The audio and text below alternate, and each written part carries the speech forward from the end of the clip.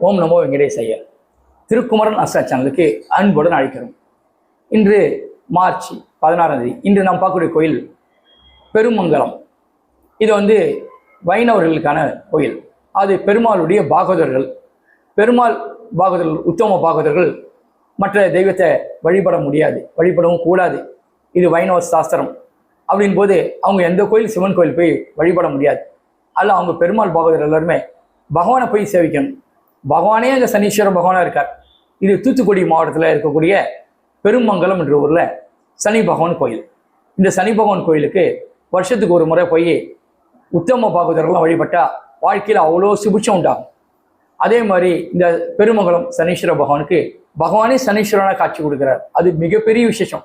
பகவான் எப்பயுமே நிறைய செல்வத்தை கொடுக்குறாரு, அந்த இடத்துல சனி பகவானாக காட்சி கொடுக்குறார். சனி பகவான் நீதிமான். தேவையான செல்வத்தை அள்ளி கொட்டிட்டு போடுவார். பதவி உயர்வுலாம் கொடுத்துட்டு போடுவார். அப்பேற்பட்ட சனி பகவானா பெருமங்கலம்ன்ற ஊரில் இருக்கார்.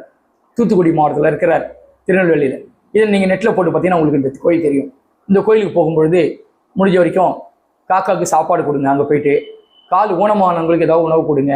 இந்த பெருமங்கலம் கோயிலில் போயிட்டு முடிஞ்ச வரைக்கும் பெயர், ராசி, நட்சத்திர அர்ச்சனை பண்ணிவிட்டு எள்ளு பொடி, எள்ளு கேக்கு, எள்ளு உருண்டை மாதிரி இதெல்லாம் கொடுத்து நிலன் ஊற்றி, நெய் ஊற்றி, விளக்கேற்றி வழிபட குடும்பம் ரொம்ப சுபிட்சமாக இருக்கும்.